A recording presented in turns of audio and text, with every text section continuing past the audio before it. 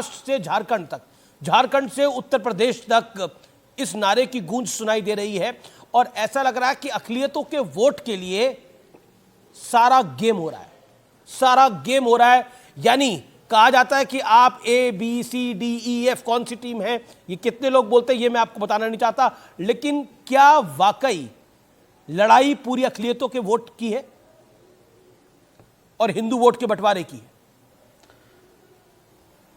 क्योंकि सभी का समीकरण यही है, सपा का समीकरण है मुस्लिम यादव, अब उसमें कुर्मी जुड़ जाए, बीएसपी का है एमडी मुस्लिम दलित, आरजेडी का है एमवाई मुस्लिम यादव। ये स्पष्ट है, ये हर जगह गेम प्लान यही है।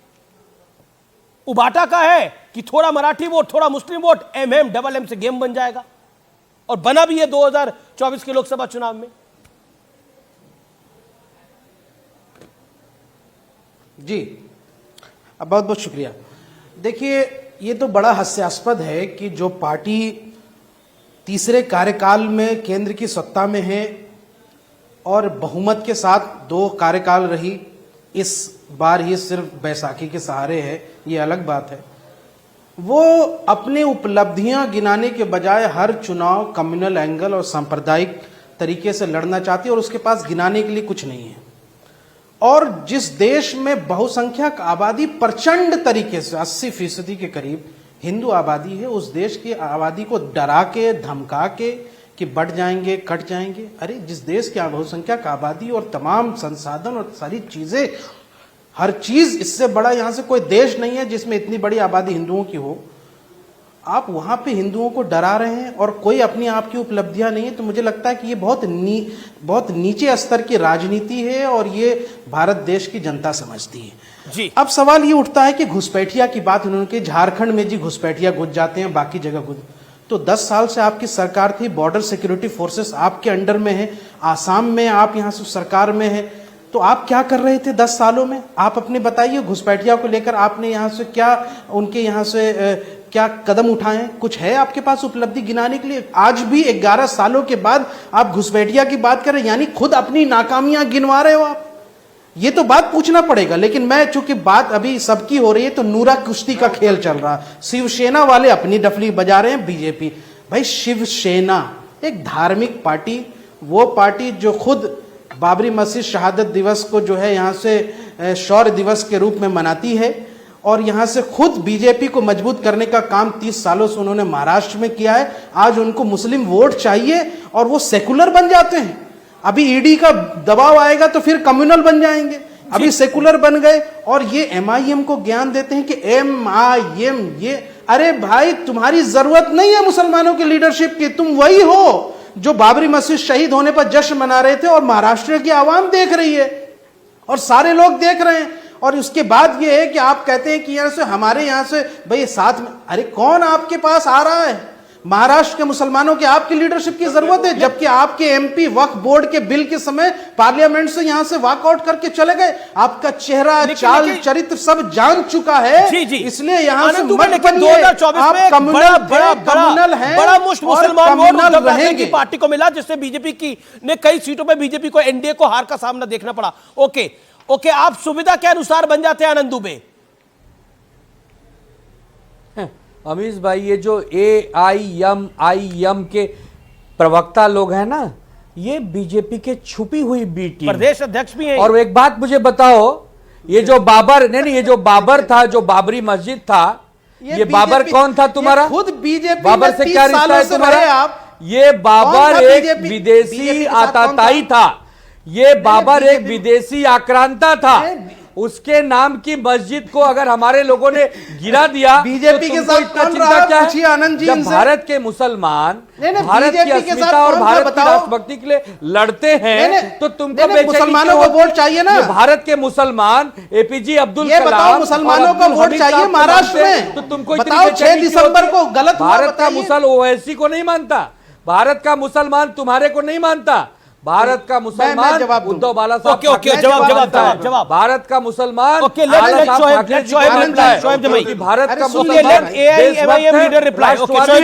हमारी पार्टी का नियम है, जो सच्चा देशभक्त, सच्चा राष्ट्रवादी, सुन लीजिए भैया, चाहे हिंदू हो चाहे मुसलमान हो, वो सब हमारे हैं, हमारे भारतीय हैं। तो ये जो नूरा कुश्ती बीजेपी के साथ करते हो ना, ये वहीं करो अपने हैदराबाद में, ये महाराष्ट्र में नहीं चलने वाला।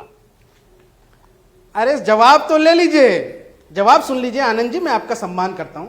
ठीक है, आप कहते हैं कि भाई महाराष्ट्र के मुसलमानों आपके साथ हैं, तो चलिए पूरे देश के मुसलमानों की सेंटिमेंट बाबरी मस्जिद की शहादत से जुड़ी हुई है। आप कहिए ऑन रिकॉर्ड कि 6 दिसंबर को जो हुआ गलत हुआ और शिवसेना उसके लिए माफी मांगती है पूरे देश से, और अब आप कमाल करते हो तुम, कर देंगे। अरे महाराष्ट्र दिमाग ठीक है, साथ आ जाए, दिमाग ठिकाने है। नहीं बोलिए ना, अरे क्या बात करते हैं आप, क्या बात करते हैं? पूरे देश का मुसलमान बाबरी मस्जिद की शहादत के साथ सेंटिमेंट रखता है। बताइए अगर छोड़िए, आपको लगता होगा आप जैसे जो नकली मुसलमान है ना, 6 दिसंबर लगता होगा गलत हुआ, बाबरी मस्जिद शहीद करके यहाँ से गलत हुआ, और आप माफी मांगी उसके लिए, जो आप माफी मांगी उसके लिए, उसको कोई तकलीफ नहीं हुई। हो गया, देखिए बहुरूपी ये इनका छुपा हुआ चेहरा, जिन्होंने ये इनका छुपा हुआ चेहरा है, सेकुलरिज्म का ढोल फट गया इनका, करते उनको तकलीफ हुई होगी, का ढोल इनका सामने आ गया। महाराष्ट्र की जनता, ये बात तो स्पष्ट है कि इस बार भावना वाला है। लोकसभा चुनाव में आपको एक बड़ा तबका मुसलमान वोट का मिला, बड़ा तबका मुसलमान वोट का मिला, सब साथ रहते हैं।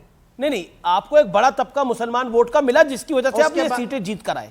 हालांकि आपकी सीटें 2019 की तुलना में काफी कम हो गई, लेकिन फिर भी आपको एक सीटें मिली, एक चंक मिला, उसमें मुस्लिम वोट बैंक एक बहुत बड़ा कारण था, और आप उसको नाराज नहीं करना चाह रहे हैं। अमीश भाई, यही कारण है।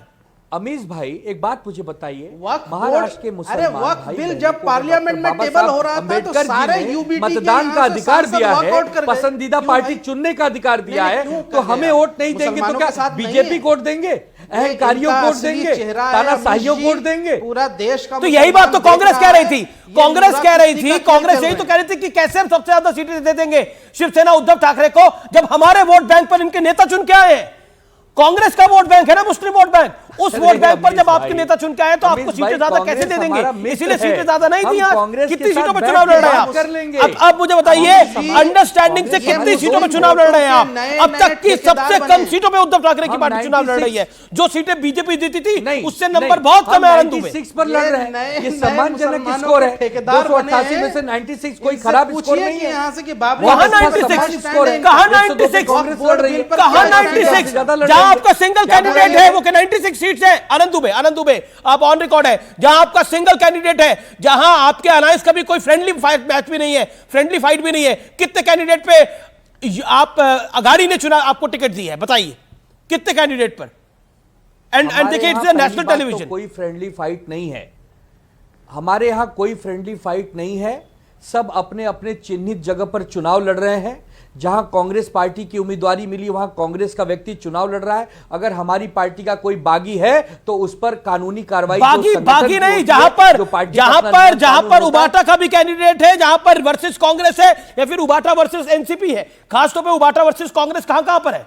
ऐसा कहीं नहीं। क्या बात कर रहे हैं आप? अच्छा, टोटल नहीं है। अच्छा, आपको अघाड़ी ने कितनी सीटें दी है? अघाड़ी ने कितनी सीटें दी है टोटल? 96 सीटों पर हम चुनाव नहीं, ये तो आप चुनाव बार बार बोले चुनाव लड़ रहे हैं। अघाड़ी ने कितनी सीटें दी हैं आपको? अघाड़ी ने, अरे अघाड़ी तो हमारी मिल के है ना। अरे तो कितनी दी है? इट इज अंडर 90 अहंकार नहीं है। हम 85-86 सीटें टोटल। गुलाम बनाते नहीं, हम मित्र बनाते हैं। टोटल 86 सीट्स ही तो है जिस पर आप खुद लड़ रहे हैं। बाकी जगह तो फ्रेंडली फाइट कर रहे हैं 9-10 पर आप लोग, आप अपनी हिसाब से। टोटल 96 पर हम लड़ रहे हैं और फ्रेंडली फाइट कहीं नहीं लड़ रहे हैं, कहीं नहीं फ्रेंडली। ओके, गौरव भाटिया। देखिए, सबसे पहले तो मैं उद्धव सोनिया सेना के प्रवक्ता का उत्तर देता हूं। ये कोई